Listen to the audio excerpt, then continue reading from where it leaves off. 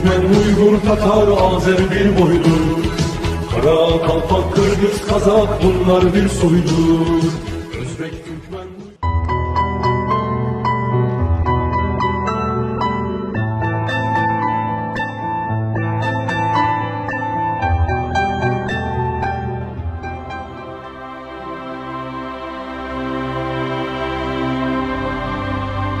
Наша жизнь – постоянное соперничество.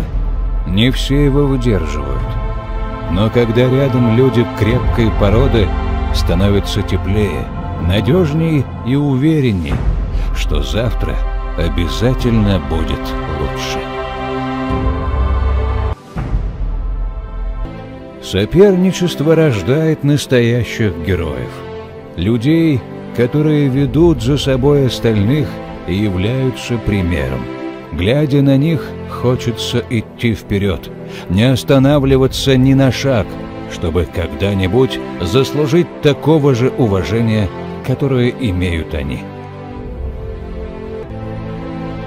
Давать тепло другим. Что может быть важнее для этих людей? Ведь они понимают, что их, даже пусть небольшой вклад в общее дело, это попытка улучшить жизнь тех, кто рядом. Родителей, детей. Они знают, что лишь жизнь для других, а не для себя, имеет настоящий смысл. Они плечом к плечу, никак иначе. Рядом с такими людьми надежно. Знаешь, что не один, знаешь, что не оставят, помогут. Это не дружба, это гораздо больше. Это братство. Собственная выдержка учит ценить надежность плеча товарища. Зачем такая ответственность? Она на каждом этапе, в любой сфере, в каждую секунду. Ответственность за себя и все, что вокруг. Почему она важна? Потому что по-настоящему сильные не могут иначе. Им важно, что остается после них.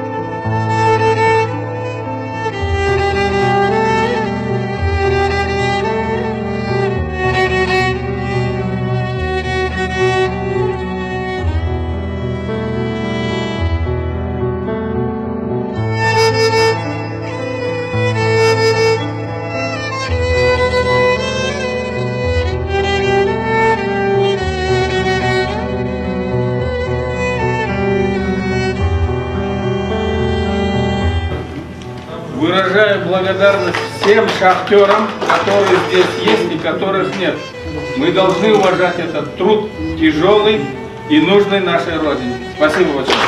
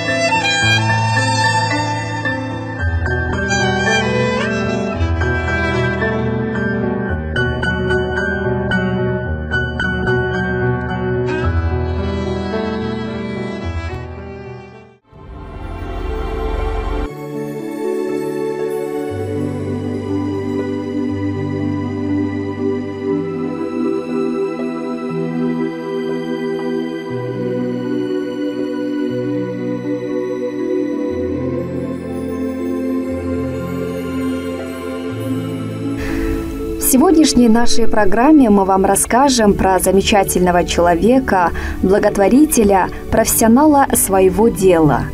В южном регионе страны его знают от мала до велика как добропорядочного гражданина, патриота своей земли и просто отзывчивого и доброго человека. Исманали Карабаев родился в 1963 году в семье шахтера в Сулюктюнском районе Баткенской области Кыргызстана. В 1978 году он окончил среднюю школу и продолжил учебу в профессиональном техническом училище. Как и многие другие его земляки, он не покинул родные места и остался жить в родном городе. После окончания учебы начал работать в топливно-энергетической сфере. Помогал своей многодетной семье, а после развала Советского Союза арендовал угольную шахту и открыл собственное дело. С этого и начался его горнодобывающий бизнес. Как вы стали шахтером? Я стал шахтером, потому что родился в семье шахтера, открыли шахты, чтобы люди без работы не остались, им рабочее место создали, и город остался на место. Ну, вы же знаете, быть шахтером – это очень рискованное дело. Вот пришлось вот это все вопросы решать. В основном денежные средства, вот сколько было у меня, я вложил. Что не хватило, брал с Эрскобанка 2 миллиона сомов в кредит. Слава богу, шахта начала нормально работать, все мы этот кредит рассчитались. Что значит Кызылбулак для вашего региона? 150 человек рабочее место дали людям. Вот ежемесячная зарплата, бюджет, налоги. Вот это все, это большое дело. Исманали Карабаев активно участвует в социально-экономической, общественно-культурной жизни региона. Был избран депутатом городского кенеша, регулярно занимается благотворительной деятельностью. С приходом зимнего сезона обеспечивает многих нуждающихся стариков и малоимущих углем. Вы, насколько я знаю, были депутатом местного кенеша, да? Да, я был депутатом местного кенеша 2014 по 2016 года. 4 года был депутатом города Сулюкта, местный кенеш. Сколько могли, столько в город вложили силы, асфальтировали дорогу, бюджетным организациям, например, школам помогли, там, детсадам. Кому что надо было, все делали. То есть занимались благотворительностью? Да, и благотворительностью тоже занимались. Я построил по улице Исман Эльмирату, мечеть построил людям. Станции «Кольцо» ФАП построил на свои деньги. Благотворительность сделал. Вы были меценат года? Да, в 2013 году меценат года я получил, потому что в 2012 году на благотворительность где-то около 4,5-5 миллионов я направил вот эти деньги. Исмаил, вы знаете, каждый шахтер, когда из дома уходит, естественно, они наверняка прощаются со своей, может быть, жизнью, своей семьей, потому что знаем, что шахтерская работа – это очень опасная работа. Поверхность открытой шахты есть подземные. Вот наш выходит, получается, подземная разработка. Вот эта подземная разработка, есть такая опасное производство, называется это. Группы из 10 человек распределяют по конкретным участкам. Рабочие оставляют расписку. С техникой безопасности ознакомились. После всех указаний переодеваются.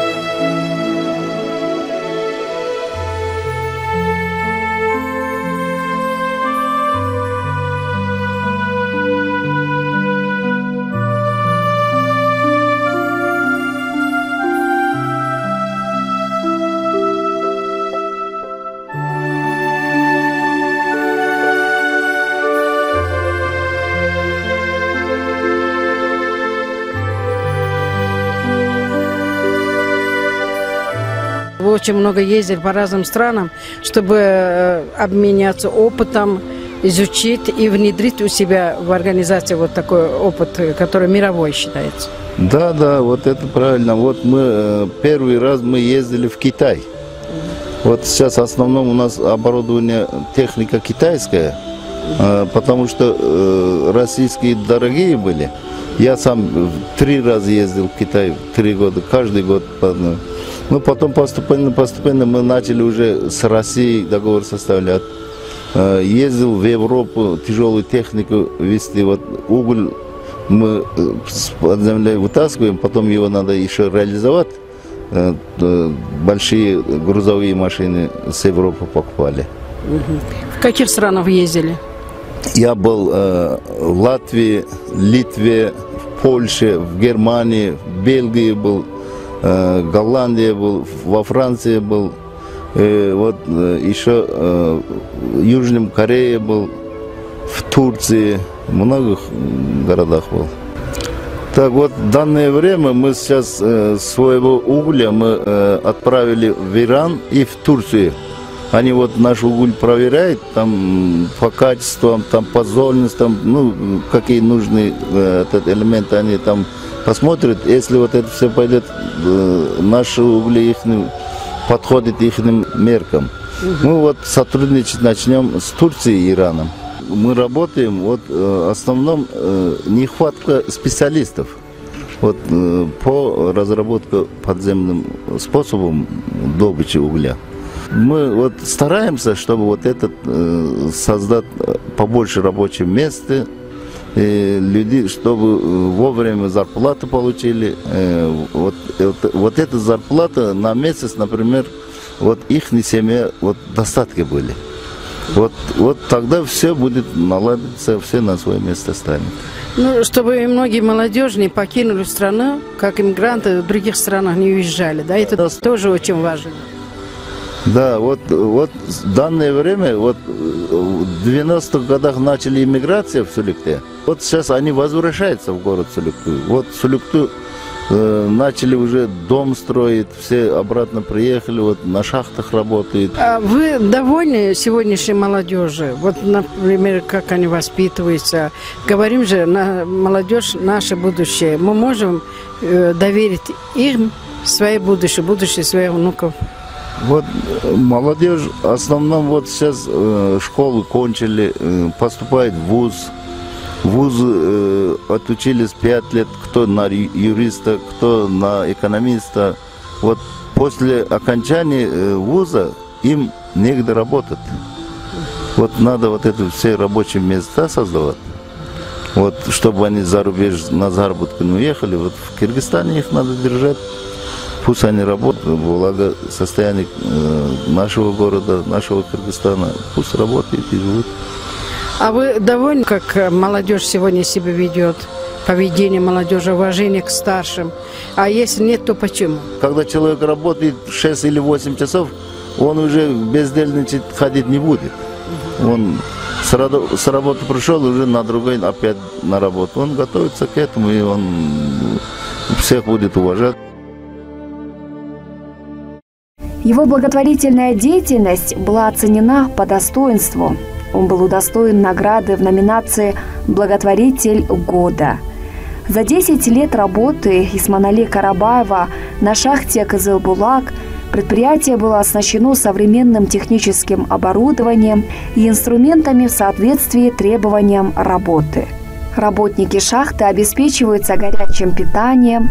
В общем, для них созданы все необходимые условия. Авязов Марс Асымович, инструктор шахты Курулуш, главный инженер.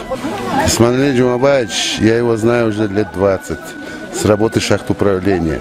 Он своими силами открыл свое ОСО, столько труда затратил. Сейчас вы, наверное, все слыхали, как его хвалили. Меценат, помогает городу, работает, отзывчивый, добросердечный, коллектив его уважает. Но мы с ним тоже вместе работали. Очень хороший человек, я думаю. Вот, поэтому, видите, сколько гостей пришли на его мероприятие. Большое ему спасибо за это. Очень хороший человек, как он, короче.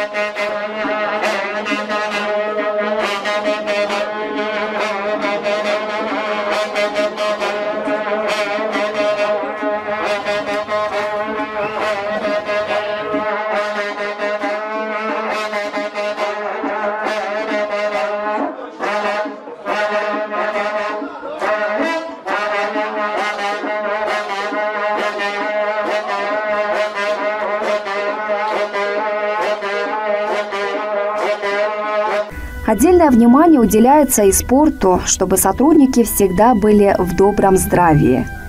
Так ежегодно организовываются различные спортивные соревнования, где их победителей награждают призами, бытовой техникой, автомобилем, коврами и даже углем. На последнем соревновании «Лейлек Куруши», спонсором которого выступил Исманали Карабаев, приняли участие спортсмены из соседних республик Узбекистана и Таджикистана.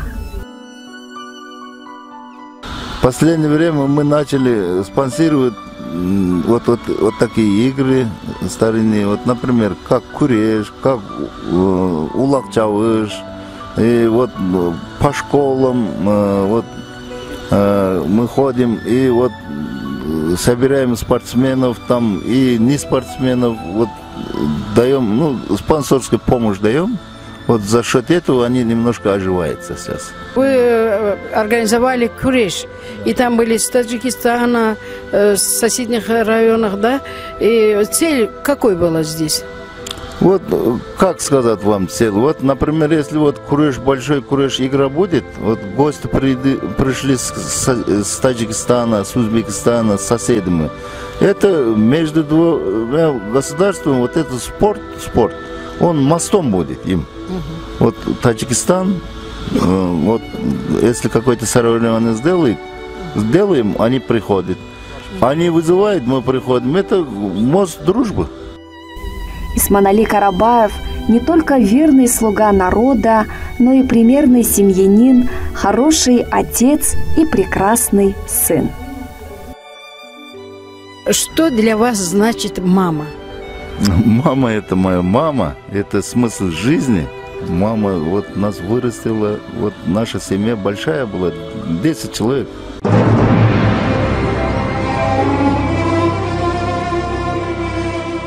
У рек, известно, есть свои истоки. И жизнь нам преподносит бесценные уроки. Чтоб жить красиво, мудро и богато, заприте глубоко в подвал свои пороки.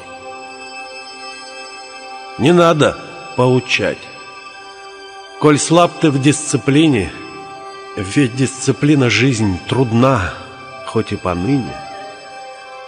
Другие ценности сегодня в моде, но храни традиции, что предки подарили. Когда есть корни и фундамент крепкий, нам не страшны цунами, войны, сплетни. Как строй солдат закроют нас стеною от грозы стрел, отпущенных судьбою. Живите, чтобы жить, а не существовать. Учите то, что важно, в любое время знать. Любить родителей любовью неземною, чтоб в старости от согрешенного без чести не упасть. Я счастья желаю вам, братья мои, чтоб в дом не зашли к вам ненастные дни. Пусть дети рождаются у каждого в доме, пусть Бог вам подарит счастливую долю. Творите, дерзайте и побеждайте, и каждый день Творца благодарить не забывайте. Видал много умных, богатых людей я, хозяином став своего положения. Кто вкусит от древа познаний идей, навек потеряет рай наслаждения. Спросил у священника: отец, расскажи, где рай на земле? Путь туда укажи. Как съездить туда, ориентиры мне дай. Ответил священник: путь, сын, сам выбирай. У ног твоей матери находится рай.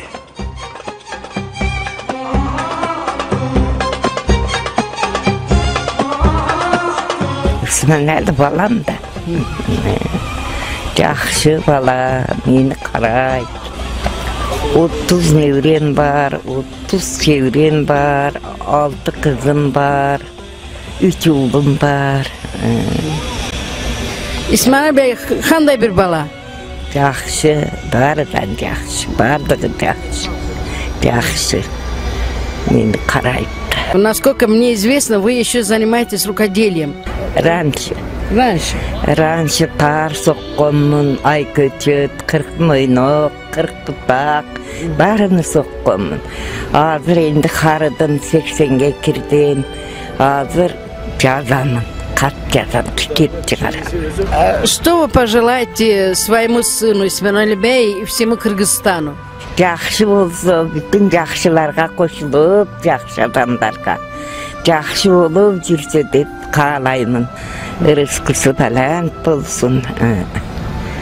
Elimize, milletimize daim ne söylüyorsunuz? Bismillahirrahmanirrahim. Allah Teala cenegim, Rabbim bizi alamga yaratkan жалғыз Rabbim. Köptü momunu musulmandardı, bari jigitlerdi asırasın. Jolauçu жүргіншілерді asırasın, gödaktardı asırasın degine. Şolardan katarıda, kolu komşularımızın katarıda, şularda uğul kızlarımda asırasın, uzun ömür ulu doğur versin, bak saadat, baktılık hayat, ulu nimeti ikram eden merhamet etsin. Allah Teala tınçlık, tokçuluk günüdün bütün barığa merhamet etsin deyip sırap kalavuz Allah'tan. Allah Teala mağfiretli, rahimli, rahmetli, mehriban bilgücüdür. Allah Teala cenegin barını bütün Müslümanlarda asırasın deyip sorayız. Amin. Allah. Rahmet. Пусть на вашем пути встречаются только добрые и отзывчивые люди.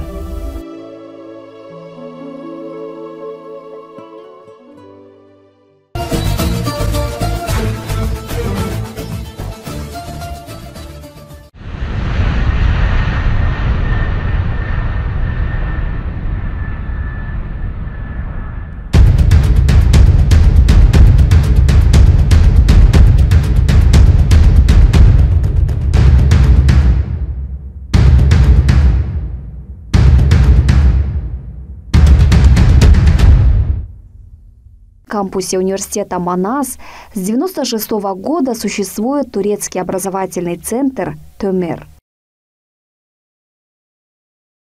1996 yılından bugüne kadar yaklaşık 40 bin kişi sertifika verdik.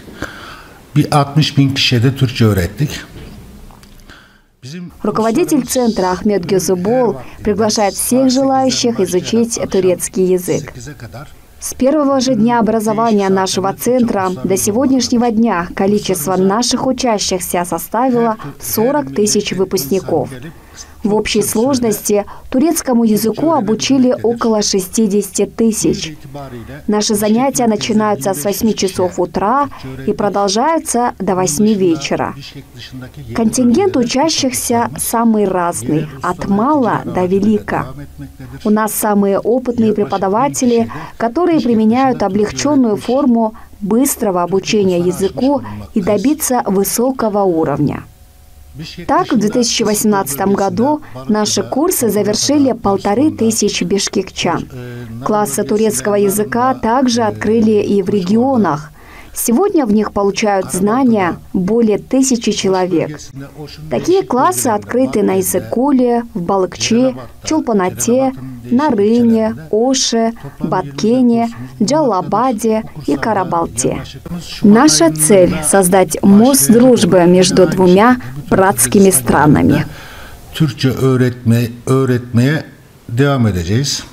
Bizim buradaki amacımız Kırgız ve Türkiye arasındaki kardeşlik bağlarını güçlendirmek, iki milletin ortak değerlerini, kültürlerini birbirlerine iyi tanıtmak, iki millet arasında köprü olmak.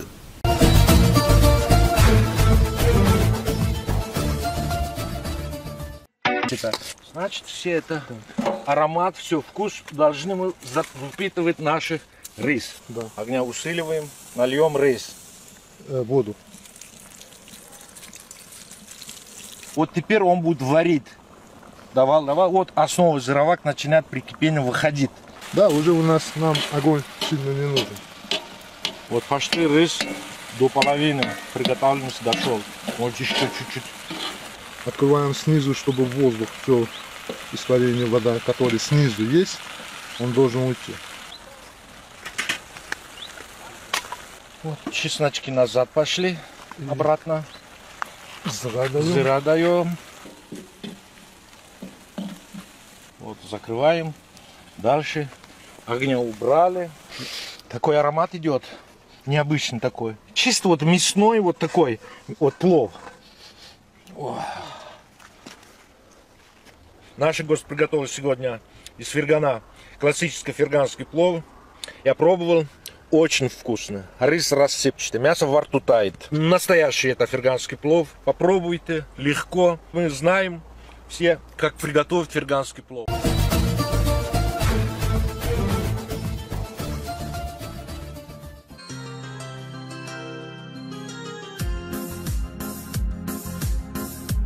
Уважаемые телезрители, вы можете пригласить творческую группу программы «Мост дружбы» для съемок культурных мероприятий, где будут показаны национальные обычаи, традиции, игры, а также на знаменательные даты, народные гуляния разных национальностей. Кроме этого, вы можете поздравить своих друзей, родных и близких с их особенными датами. Принимают вас приветы и поздравления. Мы хотим создать для вас условия, чтобы вы могли передать друг другу приятные пожелания, выразить уважение и любовь своим родственникам, друзьям и сослуживцам. Таким образом, наводить настоящие мосты дружбы между людьми. Ведь в наши дни мы особо нуждаемся во внимании человека, который живет и трудится рядом с вами. Эти святые чувства дают стимул, помогают жить, творить и радоваться жизни. Ждем вас в рубрике «Приветы и поздравления». Обращайтесь по телефону 0551